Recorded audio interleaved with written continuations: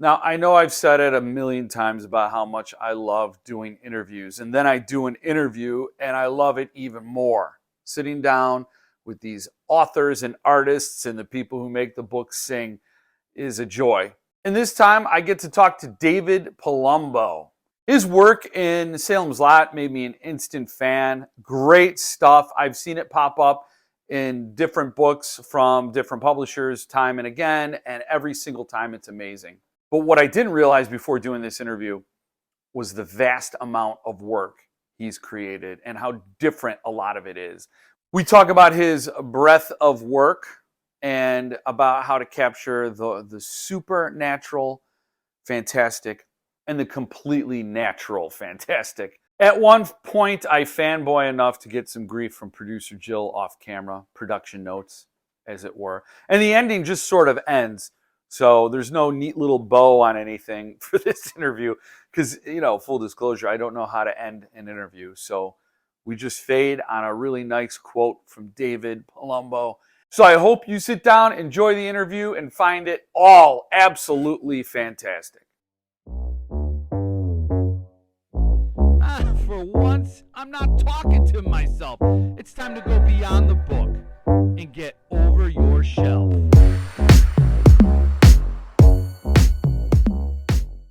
I appreciate you joining me today because I was just so excited when I saw that you were doing the art for Boy's Life.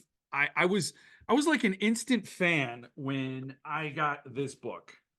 Oh, An instant fan. I when I saw what you did for Salem's Lot, I was gonna buy the artist edition because I love that cover. is the artist edition the Marston House or the? No, that's the gift edition. That's this Okay.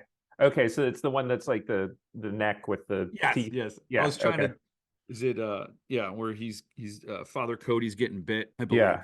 Yeah, but I was an instant fan when I saw that, and then I thought your art on the Chalkman was like the best thing about that book, but that's beside the point. And then when you did this one, Ghoul in the Cape. Oh yeah, that's a big one. Yeah, they're all chunkers actually. That's got to be like 1,000 pages. That book, I remember. Yeah, it's huge. It's Yeah. enormous. So anyway, I was a huge fan, and when I saw you were doing Boy's Life, I'm like, wow, one of my favorite authors, one of my favorite artists working. And my education was going to begin once I started prepping for this interview, what you were really capable of.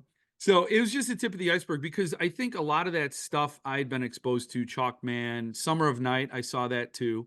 I don't have a copy of that book. And this, in Boy's Life, I had you sort of pegged as a coming of age artist, but you're like so much more than that. It's funny that is something, I don't know which book that started with, but it might have been Summer of Night. Okay. But yeah, I feel like there was some project I did, and then I got like several more assignments for similar books. That the thing that I find interesting about it to me is that you got to paint a lot of kids or early teens, and that's not something that shows up like in any of my other work. So No. whenever those projects come up, I'm like, okay, but yeah, it's really different from like painting like magic cards and superheroes and things like that. It's funny because you're capturing like a magic that we've all touched on. Hopefully everybody has. I know that not every childhood's the same, Sure. but that is like real magic. This other supernatural stuff, fantasy stuff, and that's like all fantastic and it takes you out of the real world. But I think that would be a common thread. There's magic in those childhood renderings. And how do you feel about doing those works? I mean, obviously you're not going to get pigeonholed, but No, I mean, they're fun to do. I don't have kids, which I think a lot of other artists doing work like that might be looking at their own children at that age growing up. And so for me, it's more about just going back to my memories of what that felt like. And also there's, so many great movies and other kind of like creative entertainment that are touchstones for me. Boy's Life does a really good job of capturing that feeling. And so it is a fun thing to kind of engage with. I don't see myself as like being that being like what I do full time all the time, but it's a fun place to go, poke So around every now and then. you're drawing your inspiration from real experiences, and then of course the authors and the other things give you that spark that Hmm. sort of nudge you. Um, Sure.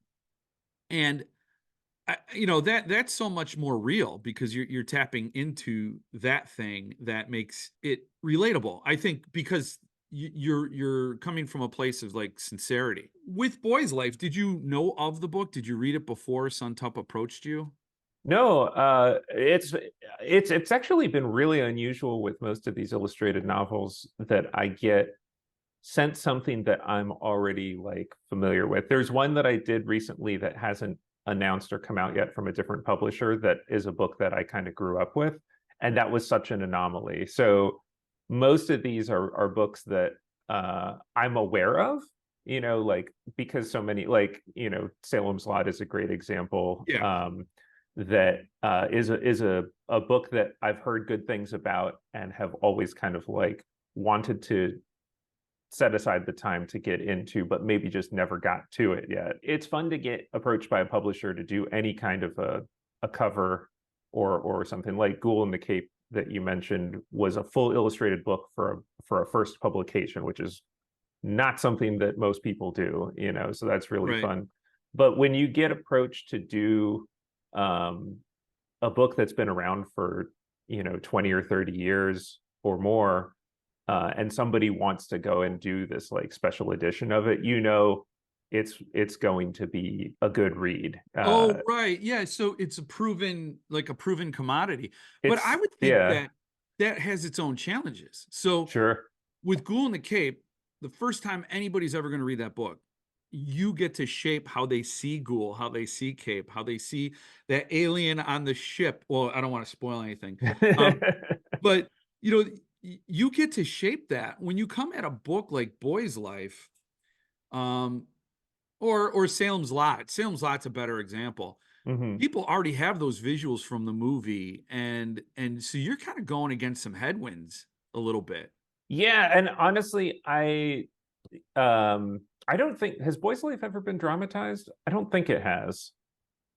In a movie, no, Yeah, okay. I don't. I don't. Like Maybe. Salem's Lot, I was aware that there was a movie. I haven't started, but I'm about to start a project on another book that has been turned into a movie that I have not seen. And in cases like that, I almost like there's that conflict of like I kind of want to see what other people have done, but even more than that, I want to not be influenced by it. If I don't already know it, I don't want to know it until I've finished the project. And then like I did watch the Salem Slot movie after I did the Salem Slot pieces. And I think like you're saying, like you're going against what people might already have these ideas of what the characters look like or how certain scenes Right. might look. I feel for me the best way to deal with that is to not know what Yes. people are already expecting. Oh, entirely. And I've talked to quite a number of artists who've illustrated books, and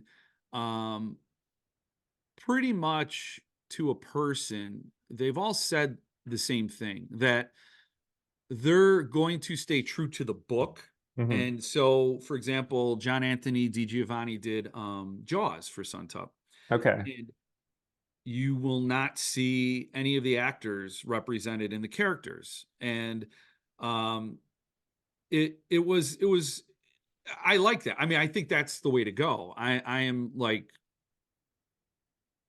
I would be to a fault avoiding any other sort of visual representation, and I would just work with the source material. But I can't draw a stick figure, so Well, I think that that's the value of having an artist do an illustrated edition of something is to present it in a way that is not the version that we've already seen. And there are right, certain situations that I think would be extremely challenging. Jaws would be tough. I yeah, mean, just because I've never read the book, but I love the movie. It would be really a challenge to unknow the things that you already love about a different interpretation of it. The Shining is another example oh, that I have read the book and seen the movie. I enjoy both, but the movie brought me to the book. And so uh-huh. Yeah. I'm thinking of other, there was, the artist's name is escaping me. Folio Society did a Treasure Island edition. Yeah. Sterling Hundley did the art for it, and he did an incredible job. But I just think like the Treasure Island NC Wyeth paintings are one of the things that made me want to do illustrated books in the first place. Those paintings really kind of, I feel like it's hard to top as a collected work that represents visually a book. And to go and do that same book, it's like, yeah, I don't know how he approached that. You can't top what's already been done. All you can do is try to start fresh and find your own point of view on it. You know, it's funny when I raised that very point to John Anthony DiGiovanni, he was like, "Wait, I was supposed to be afraid." Like, I'm glad I didn't talk to you before I started out on this. And I think that's the best way. Just like put blinders on and tune out. And you, I mean, I guess you know this. I imagine with your career so far that you can't let doubt creep in. You can't let worry about what other people will think dominate Mhm. your hand. I mean, you can't work from a place of fear, I would imagine. Otherwise, you're going to be downgrading the potential. Yeah, I mean, at the very least, it's going to be distracting. Right. And I think um, I definitely have come I've been doing this for almost 20 years now. And at this point, like, I have come to fully accept and understand that everybody can't enjoy the same things. There's going to be always some people who wanted it to be a different thing, Right. and that's not a bad thing, and that whatever our personal tastes are not absolutes, you know, that there's Oh yeah. um there's different, everybody's gonna, you know, find their own things they like, and that's great. And so for me, I always just try to kind of make myself the target audience for whatever I'm doing. It's like I'm not trying to guess what other people are wanting to get out of it. I'm just trying to find the most interesting and exciting approach that's what I would like to see and what I would like to get out of it. And I feel like then I know at least I'm succeeding with people who have similar tastes and opinions as me, and those are probably the people that I'll communicate the most effectively with. And Yeah. hopefully other people like it too, but you know. Right. You can't. Yeah. So when you get a book, when you're approached to do an assignment for a book, then your next step would be to read the book. Like Mhm. how deep do you go? Do you annotate? Do you like, or do you just give a read and feel the scenes? So I with a book like this that has been previously published, it's really fantastic that that means there's almost certainly an audiobook. And that's usually, if that exists, that's where I will probably start. Interesting. Because I can listen to the audiobook just to kind of get the tone and the story. I can listen to that while I'm working on other things, and then I'll also have a physical copy of the book, and then I can go through that, because then I kind of have like these impressions of what kind of resonated and stuck with me as I was listening to it, what really caught my attention. I can go back and do more careful readings, and that's where I like underline and highlight and make notes. And I don't always do it that way. There's I mentioned another book I'm working on right now. You're making me so damn curious about that book. Hopefully we'll be able to talk about it in a year. It's an unusual situation where I got the audiobook, but then I had, you know, both copies, and I just started reading the physical copy as my first go through. It might have been because I was recovering from COVID and I couldn't do much else, but Yeah. I was just like, okay, I'm just gonna, you know, do this. It's a slightly different experience, of course. Like when you're listening to an audiobook while doing other things, you might at times have your attention kind of like Yeah. pulled away. But realistically, I also know that it's very hard to dedicate the time when you've got other deadlines to it's like those early steps, I think, are the hardest thing to get in a project, because you're excited about the idea of the project, but you don't really know anything yet. Yeah. And so being able to jump in with an audiobook is really like it's kind of like a shortcut to being like, now I'm like really immersed in this, and now I'm like not only excited about the idea of this, but I'm getting to know the characters, I'm getting to know the world, and and then from there, like taking the physical book and going deeper into like rereading passages and finding details and descriptions and things like that. And then I'll send the publisher a list of what I think would be kind of like Pivotal scenes. Yeah, so usually, we'll have worked out ahead of time like how many pieces I'm going to be doing.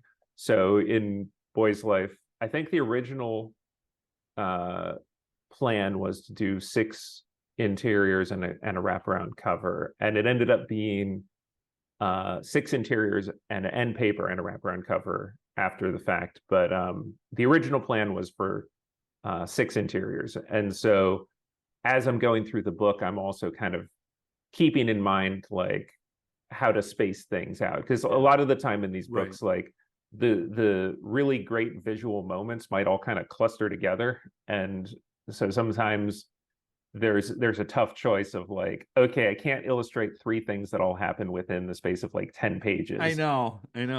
I've seen that happen before, and as a reader, I don't like it either.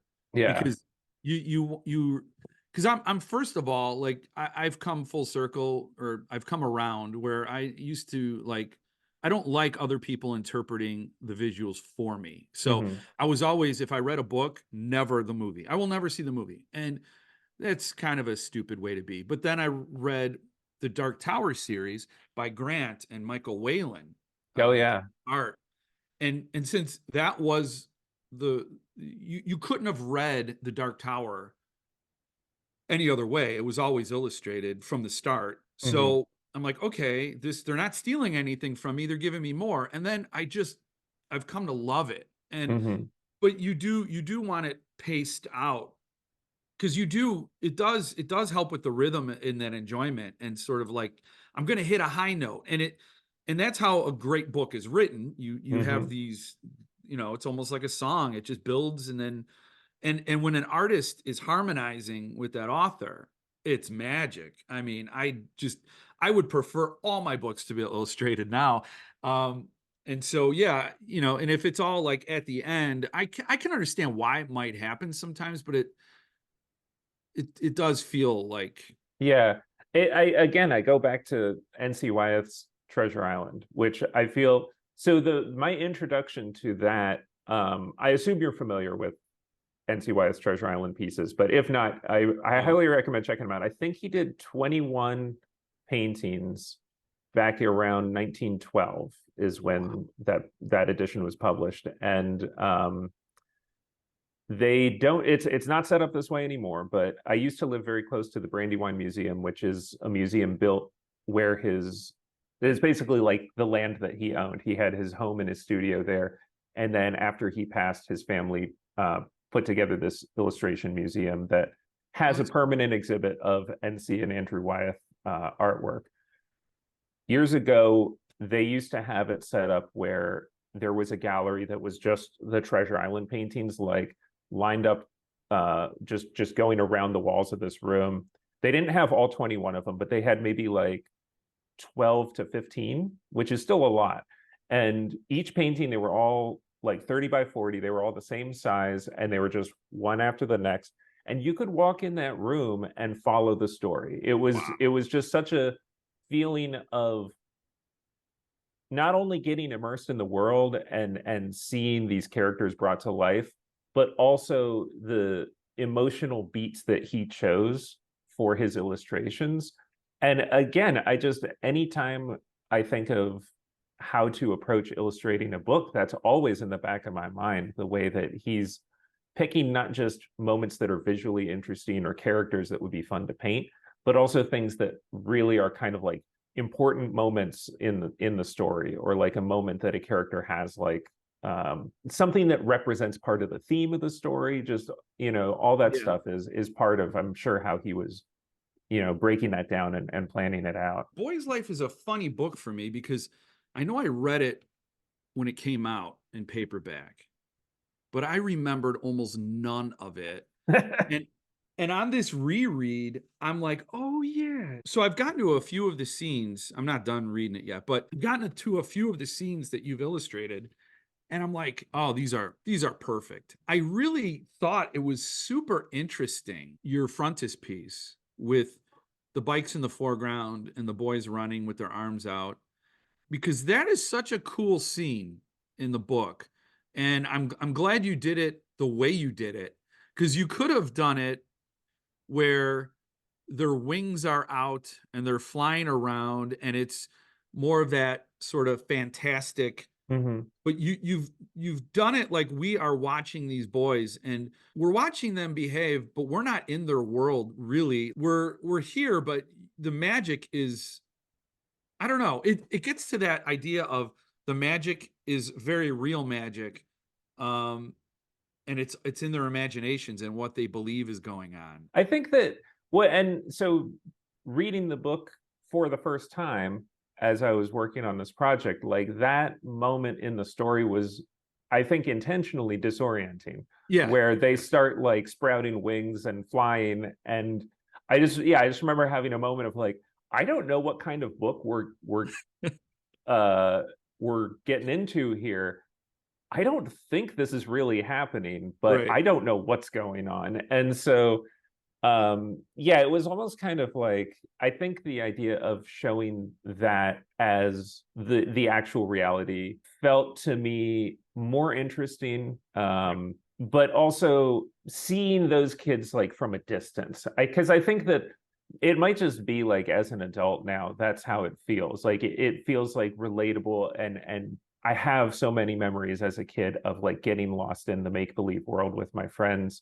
Yeah. But it feels like it's at a distance now. And this whole book is written kind of from that perspective also. And so yeah, Mhm. like seeing the kids, we don't see any of them like the it's almost like the group of kids is a group of kids. It's not the individuals. And so it really kind of, yeah, it for me anyway, it gets more of that feeling of that memory of what this was like as a memory.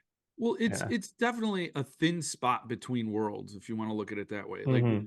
you have a group of kids, in this case, boys, and they're all together, and there's an energy that's traded between them. There's an energy that builds, and it sort of erases the line between what's really happening and um, what they're imagining. And, it's like, again, it's that real magic that you can only happen like apparently in the summer. That's all these coming of age books happen in the summer. Uh, Yeah, yeah. It's well, yeah, you're just off with your friends, like having your adventures. Yeah, like I'm just looking at the piece again now, and I feel like I wanted it to just really, if nothing else, like if there was like one central concept to this piece, it's joy, yeah, the joy that these kids have in that moment. the first day of no school, freedom, no response. I mean, there's nothing quite like that for a human being. It's like the last time in your life, and you don't even realize it when you're that age, Hmm. that you're absolutely 100% free. Then you get jobs, and then but I think the people who remain free are the people who continue to keep this magic going and are still in touch with the things that made these moments possible. And that's authors and artists like yourself. Okay, I got other questions about your work because, like I said, I got an education going to your site and seeing all the stuff you've done, and I didn't realize you were also the artist for the Christopher Buehlman books, and and then your Marvel work. Wow. Hmm. But what do you have a favorite piece from Boy's Life that you enjoyed in retrospect, or you liked working on more? So I think there are things about each piece that I really like. And I have done enough of these projects at this point that I realize the importance of trying to make each piece the favorite as I'm working on it. I Uh-huh. think that there are some projects like this I've done where you're working on a series of pieces that sometimes it gets a little bit away from you and the deadline is coming. And in retrospect, there's like one or two pieces that you just feel like, I wish I'd had more time, or I wish Mm. I'd been able to, think a little bit more about how to approach it. I feel like at this point I make it such a priority with these projects to really like give it the time and attention that it deserves, which makes choosing favorites after the fact difficult. I think that the end papers piece of the kids on their bicycles, if I had to pick one, it might be that one. Just as far as the piece I'm talking about, right? Yep. It's going to be up here once. Oh, that's cool. Yeah. Well, we can't compete with the original. I don't know if I can get it on here, Yeah. but yeah, this was originally I pitched this as the cover, and then after discussions with the folks at Suntup, we ended up with a different piece for the cover, and that's how this ended up being included. They wanted to still have it, but as the end papers. And I think their decision for what to do with the cover, I think I support, makes a lot of sense. It definitely sends a different message. That cover is like, it's like one boy is staring down a storm, like there's a lot of drama in that. And I think it's also easier. A cover like this represents this style of book, I think, where we can project ourselves into that scene a lot easier than something like this is a lot more specific to, this is what the character looks like, and this is more, but just as a representation to me of I don't know, I just really was happy how this one came out. So oh no, it's they're all great. I love the one with the boys with Moses. Oh yeah. Yeah, because that's a great scene, but wow, that one. I love that. That is so cool. Have you seen any of the bindings, any of the finished prototypes? No, I've been seeing like bits and pieces of like I finished signing and returning all of the pages, which are then going to be inserted into the book, but I haven't seen anything put together or finished yet. So yeah, I'm looking forward to it. I'll show you this real quick. So Suntup does a lot of really, really cool, fancy bindings. And this is their lettered edition of Red Dragon. And it has alligator skin. Oh, wow. And I'm thinking, like, as I'm rereading this, I'm like, maybe they dip back into that sort of material again for this, except, make it green, of course, for Moses. But I don't know. So I nobody ever sees the finish. He's like, again, Paul Suntup is like Willy Wonka. He's in the factory and he's got all these trade secrets, and he's making the book, and the artists are creating the art, and the author, and everybody is sort of, they're not siloed intentionally, but it's all very like it's a big reveal to even the people who worked on the stuff. So I'm going to see it for the first time right before I hit public on this video. Oh, okay. That's exciting. I just put together one last art asset for the book, which is going to be for the foil stamp. And very cool. That was something that I don't know if they were like entertaining different ideas of what to do with the binding or anything, but that was not ever discussed in our original.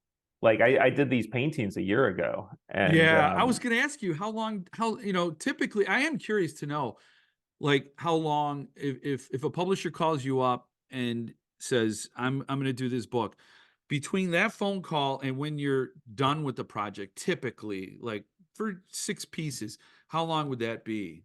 I mean, between getting the assignment and delivering the art, for me, it's probably usually not less than 4 or 5 months, and usually not more than a year. A year would be a very long timeline, but there are some publishers I work with who that's just how they do things. And then from the time the art is delivered to the time that the book is actually announced, who knows? Right. Yeah. There's stuff that I actually am currently sitting on I'm about to start on another one, as I've mentioned a couple of times here. I'm currently sitting on 4 unpublished illustrated books. This is one of them. Boy's Yeah. Life is one of them, and the other Okay. 3 are with different publishers. And it's because everyone's on their own timetable. And Right. Boy's Life of those 4 is, I guess it's somewhere in the middle. Like there's a couple that have been sitting for like 2 or 3 years Wow. that the publisher is just, I don't know what's going on their end, but they've got other things in the pipeline and other things on their release schedule. And I don't know what those delays are about, but a lot of the time, yeah, I'm just totally in the dark Hey, until you know what? it It's happens. like, not to make this about a paycheck, but you've already gotten paid for those Mhm. projects. So it's it's like you're blameless. Like it's not your fault if they're Sure. hung up. So you have a clean conscience, but I'm sure it's frustrating that you can't share that work. It's, yeah, Um, you want to be able to share it. I mean, it depends on the project. Sometimes there might still be like financial considerations for the Stephen King stuff. There's such a dedicated collector base that when that book releases, that is a thing to anticipate, that there's going to be a market for these originals. And I oh, mean, right, you right. know, there's Right. books I've done where there is not that collector base, and so that's not really part of the part of the um anticipation of the release. But definitely in a case of like any Stephen King book, or like stuff I've done with Marvel, any of that stuff, when it comes out, you also know that that's an opportunity to pay some bills. So Yeah. so So that when some projects like sit for a long time and you don't know what's going on with it, that can be frustrating if it's something where you're also anticipating yeah. that. Yeah, I hadn't considered that. So you'll have these pieces that a Stephen King collector will want the originals for. I I would say it's the same situation with Robert McCammon and Boy's Life. This book will be a very big release for Mhm. Suntup, and there are a lot. I mean, there was an illustrated. Oh, you asked earlier if it was dramatized, but there was an illustrated edition previous by Subterranean Okay. did an edition of Boy's Life. I'd totally forgotten about that. But anyway, Actually, I'm curious to look that up because I didn't know that. And that's another thing that's fun. and- Again, like I don't want to be influenced by whatever is out there, but once yeah. the project's done, it's really fun to see like what scenes other artists picked, or how they saw the characters and that kind of thing. But this is a big book. This is a book that won Robert McCammon a lot of accolades. It's actually something that's taught in schools. It's an important work, and I think a lot of people connect with it. It is kind of funny to think about today, in its Boy's Life, and today, I never considered it when I was a kid. I didn't think about how that could maybe feel exclusionary, because he says in the dedication, this one's for the boys, and I do feel bad if there are women or girls that don't feel included in that magic. I think that it's something to think about and be aware of. It is, I guess I'll put it this way. I feel like books like this and stories like this to me tend to feel, I guess when they're at their best, it's because you feel like it's very personal to the Yeah, author. right. And I feel that from this book. Yeah. And that being the case, I feel like he is relating, it might not be factually autobiographical events of his childhood, but he is relating a story of his own childhood. Yeah. And so he's speaking from that Mhm. perspective and that experience. And and as a, I don't know how other people might connect with or interpret it, but I do hope that no matter what a person's identities or background are, that personal uh, touch to any creative work, I hope speaks in some way to everybody. Yeah, Yeah. totally. I totally agree to that. I hear you, because it's a human experience, and Hmm. it's also, I think, a lot, in large part, about small town America in the 50s. So it's Hmm. it's some time ago, and it's a very specific place and a very specific time. Mhm. And if you're reading for pleasure, like who's the author? Oh. And I think this might get at the one book you said you might be doing, but Oh, no, so the one that I'm currently working on was a book that I had not read, and I don't think I'd read anything else from the author prior. But I really enjoyed it. I'm excited to. I haven't started sketching for it yet, but I'm looking forward to getting into that. I'm not reading very much fiction these days. I think that when I do actually I sometimes am in the habit of reading before bed, and I'm sometimes in the habit of just like, playing puzzle games on my phone or whatever. But when I've got a book going, it lately it tends to be more like personal essays and things like that. I've been reading Lindy West and Samantha Irby recently. Both are authors who do a lot of like kind of personal essays that are serious and comedic at the same time. I guess I just have been, my personal reading has been a lot more in the kind of nonfiction, like that kind of stuff, or like cultural Chuck Klosterman type stuff, or like historical, either biographies or historical events or things like that, which don't tend to be things that I think of as author driven. Those books are more about like, what's just a really good book on this subject. So do you think that's your brain's way of trying to balance your diet? I think it's if I'm being honest, it's probably like somehow connected with anxiety and guilt over spending time doing something that's non-productive. Oh, And so there's a feeling of like, I have a lot of curiosity about things, and I love to learn about things that are interesting to me. And so there's that side of it, which is like, I'm really interested in this. I want to know more about it. But I think it's a little bit of an obstacle to me to read fiction for entertainment, just because it feels like, not saying any of this is to say this is good. This is just the state of my brain at the moment is like feeling guilty about spending time doing something that's like that purely just like enjoyment. I mean, I watch movies and things like that, like and I do that for pure enjoyment. But I don't know. I guess there is like a part of it that's like I have to justify it, and so it's which is part of what makes like getting to do projects like this like a real bonus to it, is that I get to indulge in that and not feel any guilt about it at all. It's like, oh, this is, yeah, I get to read this wonderful book, and it's also like for work. yeah, So right. Well, that's it's what I was really thinking. twisted when I say it like that, but I think that's what's going on. So yeah, that's a lot of guilt there. You're feeling like the only reason you could read for pleasure is for work. And when I you think read for it's just like we only have so many hours in the yeah. day, and reading is such an investment. But that's so I do listen to audiobooks, and I do enjoy.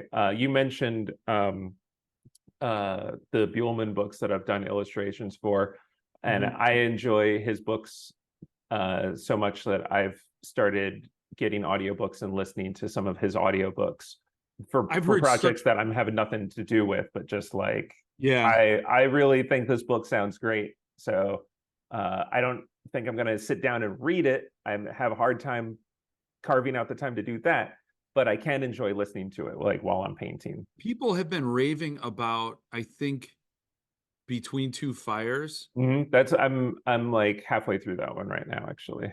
Everybody's been raving about it, and I'm like, oh, man, they're like, this guy's really good. So I definitely have to put him on the list to check out. And the Midworld editions of his stuff that you've illustrated look beautiful. Oh, thanks. The one the Black Tongue Thief, I recommend. He reads the audiobook for that one. And he's, I don't know if you know this, that he also, in addition to being a writer, he is like a veteran of the Ren Fair circuit. I Oh, think that he's really? like a professional insult comic. And but he's definitely a performer. And him Oh, reading his wow. own book, he's like doing all the different accents for all the different characters. And I feel like authors reading their own books are usually worthwhile. But Yeah. especially when you get someone who's got that kind of like theatricality to it, Yeah. I almost kind of feel like the audiobook, I would say, is probably the preferred version of how to enjoy that story, just because his reading of it is so good. If you've not heard it, you should listen to Stephen King's reading of 1408. Oh, I haven't. Okay. So he wrote this, he wrote 4 stories for just to appear only as audiobooks, or at least initially. And so he wrote 1408 and he reads all 4 stories, but he does, I forgot what the other 3 are, because 1408 is just creepy. And the way he brings it to life is I don't. masterful. And it's hard because he has such a thick Maine accent, it's like you're feeling like you're limiting this, but no, that's really good. So Yeah, I don't think I've ever heard him read, and so that would be, I'll put that on my yeah, Audible list. Yeah. he's a natural storyteller. So whether he's writing or reading, I heard him read LT's Theory of Pets live at a book tour, and yeah, you're just as easily, the world gets a little hazy, like you're just as easily in his world when he's reading to you as when you're reading his words. Hmm. Just it's a magic. Yeah. Yeah. And how was it working with Suntup? So when you gave him these sketches and you said there was a little bit of back and forth on the cover versus the end papers.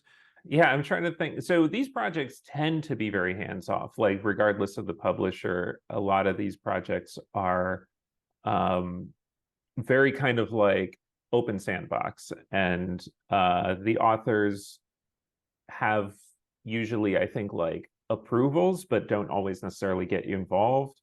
Uh, and with Suntup, my memory of it was that they approached and asked if I was available. We kind of just like worked out the terms, and then I really feel like there was minimal Hmm. involvement from them beyond like me sending them options and them saying like A or B on, so yeah, like I sent them my list of proposed scenes. I think that they just signed off on that as like, these sound good to us. And then I sent them in a couple of different sketches for each of those scenes, and they would pick which one that, I think usually with something like this, I'll send in all the options, and then I'll, separate to that, say like, I feel like these work together. Like, scene number 1 A, scene number 2 B, like that. And Right. then I think that they had a little bit of a reshuffling of my lineup that I proposed to them. And then, yeah, it was as the art was coming in was when the discussion happened about adding another piece to do the cover, to have that be, to keep the one that we were doing as an interior, and to have a different cover with a different vibe to it. And then, yeah, I don't really recall very much in the way of revisions or anything like that with turning in the final pieces. I think it was all just pretty straightforward. Everybody seemed, really happy with where things ended up. What's the medium? Is it oil on canvas? Panel. And it's like a masonite board. Okay. And that's generally like what I work on whenever anything that's bigger than about this size. If it's this small, I've been getting lately into doing them on watercolor paper, which I'll still like, prepare the surface and everything. But for these larger pieces, it's like pretty solid and sturdy, but also like lightweight. I've experimented with a lot of different surfaces over the years. Canvas is nice, but you kind of got to like stretch it if you want to display it, and it takes up a lot of storage space unless you want to unstretch and roll everything, and I'm just not about it. So Is it the same? panels, go ahead. Is it the same process for comics when you work on? Is it? I just everything, yeah. Okay. Unless in the rare circumstance that somebody might dictate that they want something on a particular surface, and that The only reason I could think anybody would ever do that is if it's a private collector who's commissioning a piece, and for some reason they want it on canvas or something like that. But yeah, and my sketches, my sketches are also painted, and those are, like I said, on like watercolor paper, because they're small. Well, like I said, when I went to your website, I was blown away by your Marvel work.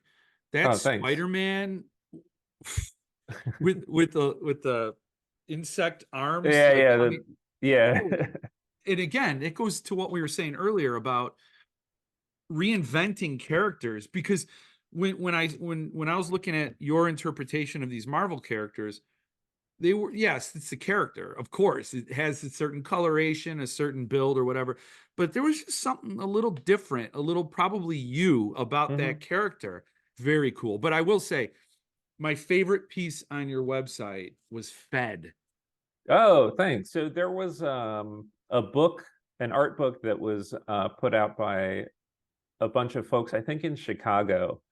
We're going back 10 or 12 years here. I think it was around like 2012 that I did that painting. And yeah, I was at San Diego Comic-Con and hanging out with other artists I know, and I just, through conversation or getting introduced to people, like somebody asked if I wanted to contribute one or two paintings to this book that they were putting out, and it was just they had plans to this be like an annual series, and I think they only ever did the one, which unfortunately is a common story, but the theme of the book was vampirism, and so they just were like, we're doing books, or we're collecting images from different artists about vampirism in whatever different form they want to depict that. And it's funny that you mentioned the Spider-Man with Mysterio, and then you mentioned this other piece. And both of those paintings, this isn't something that I feel like happens to me a lot, but it happened on both of those paintings where I had an idea of what I wanted to do, and then I was hesitant to do it because I was certain that it was just that I'd seen someone else already had done this. And so with the Mysterio and Spider-Man one, the painting is Spider-Man's being turned into like a human spider, and Mysterio standing over him with the like gas coming down. And I have some kind of weird Mandela effect memory of that being a storyline in a comic. And so when I was going to do that painting, I was like, okay, I want to go back to the issue so I can reference it properly. And I was like, I can't find that this ever happened. Like, it's just he got turned into a tiny Spider-Man the size of a spider, but there was never one where he got turned. And then there was one where he like grew extra arms that had nothing to do with Mysterio. But it was like I had manufactured a fake memory of this being a storyline. And so with Fed, I think that there was a similar thing. I actually emailed a group of artists who we used to kind of like share work with each other now and then. I emailed them my sketch for it, and I was like, I'm losing my mind here, guys. Who else? What am I ripping off? Because I can't figure it out. I've got this like clear picture in my head of this painting I want to do, and I'm sure that somebody else has already done this, and nobody could. Everybody's like, it doesn't look like anything I've seen before. And I think sometimes for me, like I know some other artists say that they like get a picture in their head and then they just have to like put it onto the paper. For me, it's always much more a process of like, I get inklings and I kind of have to tease it out and find it. And every once in a while, I guess I do just kind of get one of those where it's like the idea comes so fully formed that I almost don't trust it. I feel like, well, if I can see it that clearly, it's probably because someone else already did it and I'm just ripping them off and I forgot who did it, Yeah. But no, that yeah. I've never seen Spider-Man being a spider, which on one level you think, well, yeah, in the long history of Spider-Man, How could they have not done it? Right. But when I saw it, I was like, and I think that's what I like about the most brilliant ideas just seem so damn obvious when they put them down. Yeah, and I mean, I'm a horror fan in general also, and I think that shows up in a lot of my work. And I think it's fun to bring it into projects where it's not necessarily like the Marvel stuff doesn't have a whole lot of opportunities for bringing that in.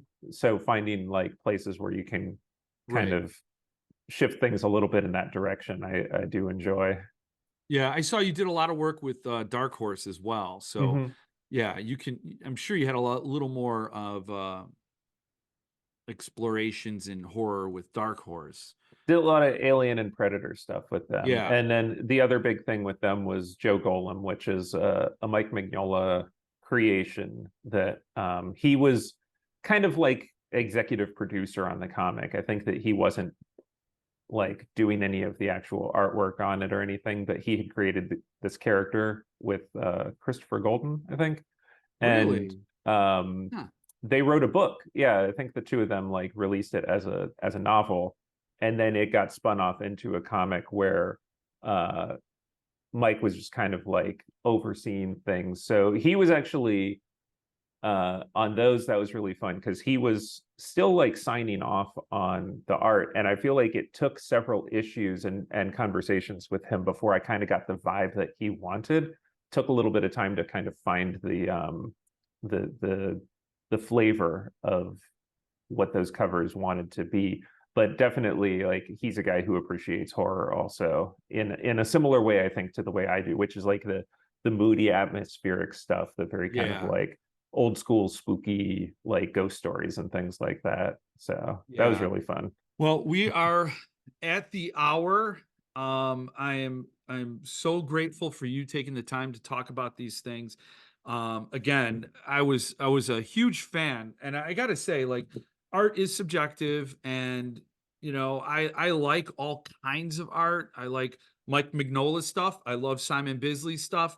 I love this range of ideas. But when I saw Salem's Lot, I'm like, this is great. There's just a quality and emotion that you're letting me feel, like you're letting me unpack it, and I think that's when art really does work well, when it triggers something in the person who sees it. Oh, thank That's, you. something that's not necessarily what's there, but it's what's felt. Yeah. Oh, So thank much. you. I really appreciate that. I think yeah, for me it's like the ultimate intention of art is emotional connection. Yeah. And so it's always what I'm aiming for, and I hope that I get it some of the time.